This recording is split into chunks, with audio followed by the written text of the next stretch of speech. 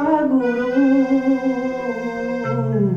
মাটিয়ে গংগা প্ৰণাম কৰো অতীতকে পাহৰিলে পাহৰিব তোমাক ভৱিষ্যতে তোমাৰ গৰ্ব হ'ব যে খৰ্ব ৰং ৰূপ যৌৱনে বিদায় মাগিব তুমিও হবা অতীতক নাযাবা পাহৰি ককা এতিয়া গান বাদ দিয়া মই তোমাক প্ৰশ্ন কৰিম তুমি উত্তৰ দিবা ঠিক আছে কৰা এইটো কি ৰবা কোনটো ৱাল পেইন্টিং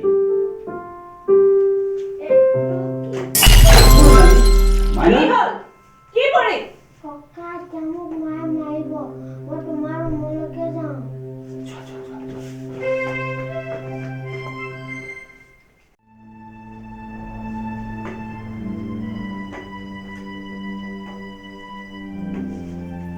কি হ'ল কি কৰে জানো নহয় এইকেইদিন ঘৰখনত শান্তি নোহোৱা হৈছে সময় ঐ কমলেশ্বৰ এচাইডে লৈ আছোন নাই বৰি দীপৰ গাত একো দুখ নাই আচলতে ফুলদানিটো মোৰ হাতৰ পৰাহে পৰিল আপোনাৰ হাতৰ পৰা এনেই থকাতকৈ বোলো এইবোৰকে চাফা কৰি থাকো এইবাৰ আপুনি ঘৰখনৰ বস্ত্ৰ ভাঙিবলৈ আৰম্ভ কৰিলে নাই বোৱাৰী এই বুঢ়া হৈ আহিছো নহয় একো এটা বস্তু ধৰি অহা শক্তিকে মই হেৰুৱাই পেলাইছো কোনে আপোনাক শক্তি পৰীক্ষা কৰিব কৈছিলে ঘৰখনৰ বস্তুবোৰ এইদৰে ভাঙি শেষ কৰিম বুলি ভাবিছে নেকি কি কৈছা বোৱাৰী নিজ হাতেৰে গঢ়া ঘৰখনক মই নিজ হাতেৰে ভাঙিব পাৰো এটা সাধাৰণ ফুলদানিৰ কাৰণে তুমি মোক এনেকৈ ক'ব পাৰিলা সেইটো আপোনাৰ কাৰণে সাধাৰণ হ'ব পাৰে কিন্তু মোৰ কাৰণে নহয় সেইটো মোৰ দেউতাই প্ৰেজেণ্ট কৰিছিল মোৰ দেউতাৰ মান সন্মান মৰম সেই ফুলদানিটোৰ লগত জড়িত হৈ আছে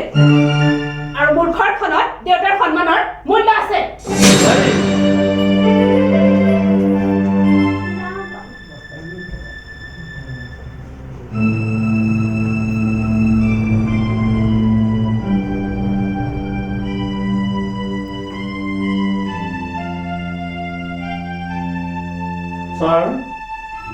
স্যাৰ কোন মই বদৰুদ্দিন স্যাৰ আপোনাৰ ছাত্ৰ বদৰুদ্দিন তই হয় স্যাৰ কথা এনেদৰে আহিছিলো এটা কামত স্যাৰ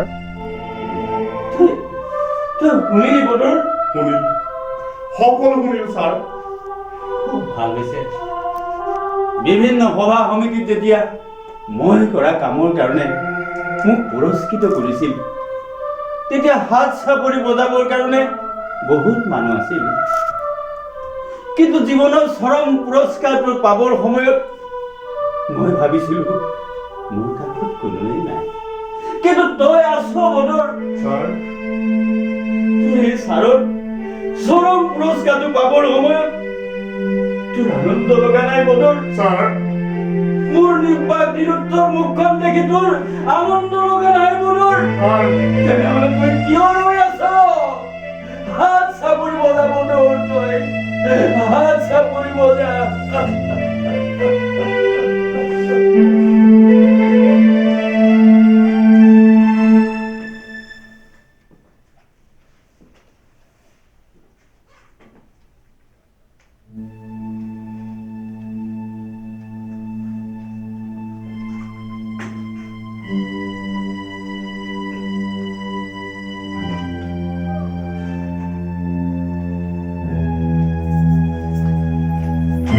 আপুনি এই সময়ত আহিছিলো আন এটা উদ্দেশ্য লৈ কিন্তু পৰিস্থিতিয়ে আন এটা কথা ক'বলৈ বাধ্য কৰা আপুনি কি ক'ব বিচাৰিছে মই বুজা নাই আজিও যদি আপুনি খুব ব্যস্ত নহয় নাইবা ক্লাবত ডিনাৰ আদি নাই তেনেহ'লে দুটামান কথা ক'ব পাৰোঁ এও নাই তলত গৈছে পাছত কেতিয়া আহি লগ কৰিব লক্ষীণৰ লগত পাছতো কথা পাতিব পাৰিম বাৰু তাৰ আগতে আপোনাৰ লগত দুটামান কথা পতা ভাল মোৰ লগত আপোনাৰ কি কথা আছে আছে শুনক যতীনৰ দেউতাক অৰ্থাৎ আমাৰ ছাৰ আৰু মোৰ দেউতাৰ তাহানিৰ বন্ধু আছিল দুয়োখন ঘৰ বৰ আপোন আছিল সেই সূত্ৰে যতীন মোৰ ভাইদৰে আৰু আপুনি যতীনৰ পত্নী যেতিয়া মোৰ বোৱাৰীৰ দৰে। আপুনি কি তেনেদৰে নতুনকে সম্বন্ধ কৰিব আহিছে? ভুল কৰিছে। সঁচা কথা ক'বলৈ হ'লে মোৰ এতিয়াহে সম্বন্ধ ছিঙিবলৈ মন গৈছে। মানে যতীনৰ শিক্ষিত পত্নীয়ে যতীনৰ সন্মানীয় দেউতাকক যি ব্যৱহাৰ কৰা দেখিলো, ই সঁচাকৈ বৰ লজ্জাজনক। আপুনি অলপ ধৈৰ্য ধৰক। মোৰ কথাখিনি শেষ হোৱাৰ পিছত আপোনাৰ যি মন যায় তাকে ক'ব। এইজন মানুহে অৰ্থাৎ নবীন মাষ্টৰে কেনেদৰে কষ্ট কৰি যতীনক নিজৰ আদৰ্শৰে গঢ় দিব পাৰিছিল, কেনেদৰে কষ্ট কৰি যত্ন কৰি তাক পঢ়ুৱাইছিল, সেইবোৰ আমি নিজেই দেখিছিলো। তাৰ পঢ়াৰ প্ৰতি ধাউতি দেখি, পৰীক্ষাৰ নম্বৰবোৰ দেখি তালৈ বৰ হিংসা হৈছিল। ঘৰত আমাক যতীনৰ উদাহৰণ দি দেউতাহঁতে বৰকৈ পিটিছিল। এতিয়া তালৈ বৰ খং উঠিছিল সি পঢ়াত চোকা হোৱাৰ বাবে। তাৰ পিছত যেতিয়া সংসাৰ দেখি বুজা হল, তেতিয়া তাৰ অৱস্থা দেখি আনন্দ পাইছিলো। আজি তাৰ ঘৰতে বহি তালৈ মোৰ পুতৌ জন্মিছে। আপোনাৰ কথাবোৰ শুনি ভাল নালাগিব পাৰে, তলগাটোৱেই স্বাভাৱিক। আধুনিক সভ্যতাক ভুলকৈ বুজা এগৰাকী মহিলাই মোৰ কথাবোৰ ভাল নাপাবই। আপুনি ওলাই যাওক, এতিয়া মোৰ ঘৰৰ পৰা ওলাই যাওক। আহোঁতে যেতিয়া আপোনাৰ অনুমতি লৈ অহা নাছিলো, যোৱাৰ ইচ্ছাও মোৰ নিজৰ। আপুনি কি কোন দাবী কৰি পাইছে নেকি? মনে কৰিব, এটা আদৰ্শৱান ৰুগীয়া বৃদ্ধ মানুহৰ অসহায় অৱস্থাৰ সুযোগ লৈ যা তা কৈ গৈছে।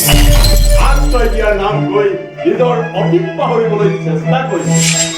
নবীন মাষ্টৰ নামৰ এজন নমস্য ব্যক্তিৰ সন্মান, বয়সৰ মৰ্যাদা সকলো কাঢ়ি উলংঘ কৰি দিব বিচাৰিছে। তাৰ পিছত আপুনি মোক প্ৰশ্ন কৰিছে, মই গুণ্ডামি কৰিবলৈ আহিছো নেকি? গুণ্ডামি কৰিছে আপুনি, গুণ্ডামি কৰিছে আপোনালোকৰ দৰে সমাজত মুখা পিন্ধা অসভ্যবোৰে। ধন আৰু প্ৰতিপত্তিৰ লোভত সভ্য আদৰ্শৱান শ্ৰীকৃষ্ণ মানুহবোৰক মনে মনে আঘাত কৰি গুণ্ডামি কৰি গৈছে। আৰু সেই শব্দটো প্ৰয়োগ কৰিছে সাধাৰণ মানুহৰ ওপৰত। মই গুণ্ডা কিহৰ বাবে? কি যুক্তিত মই গুণ্ডা? মোৰ এই লেতেৰা কাপোৰবোৰৰ বাবে? মই মেহনত কৰি ধন ঘটা মোৰ সেই মেকানিক কামটোৰ বাবে। যিটো কামক আপোনালোকে ছটা মানুহৰ কাম বুলি কয়, কিহৰ বাবে? এই গুণ্ডাই আপোনালোকৰ দৰে সুন্দৰকৈ সজোৱা ক্লাবত বহি তাচ খেলিব নোৱাৰাৰ বাবে, দৰমহাতকৈ বেছি অফাৰ ঘটা ধনেৰে দামী হোটেল বা ৰেষ্টুৰেণ্টত বহি খাই ফুৰিব নোৱাৰাৰ বাবে। তোমাৰ দৰে থাৰ্ড ক্লাছ মানুহৰ পৰা মই জ্ঞান ল'ব খোজো। ভাগ্য, দুনিয়াৰ দুৰ্ভাগ্য, বোধহয় আল্লাহৰ দুৰ্ভাগ্য যে তেওঁ তৈয়াৰ কৰা মানুহবোৰ ইমান অধম হ'ব পাৰে। লাজ ঢাকিবলৈ দামী ৰংচঙীয়া কাপোৰৰ দৰকাৰ নাই, লাজ ঢাকিবলৈ ব্যৱহাৰৰ দৰকাৰ। আমাৰ এই তেল মবিল লাগি থকা কাপোৰবোৰে আপোনালোকৰ ৰঙীন কাপোৰবোৰতকৈ দেহটো বেছিকৈ ঢাকে। এইবাবে বোধহয় আমি সন্মানীয়জনক সন্মান কৰিব জানো। মোৰে ঘৰত বহি তুমি মোক অপমান কৰিছা? ৰবা, মই এতিয়াই পুলিচক ফোন কৰি আছো। ফোন কৰিলে নিজৰে লোকচান হ'ব। মই এটা মেকানিক পালো, চহৰৰ সকলোৱে জানে। এটা শিক্ষা দীক্ষা নোহোৱা মেকানিক বাবেই সকলোৱে ধাৰণা মই এটা মদাহী চৰিত্ৰহীন লম্পট। কথাবোৰ জনাজনি হয় মোৰ একো নহয়, কাৰণ সমাজত মোৰ কোনো সন্মান নাই, গতিকে হেৰুৱাবলৈ ভয় নাই। কিন্তু আপোনাৰ আছে।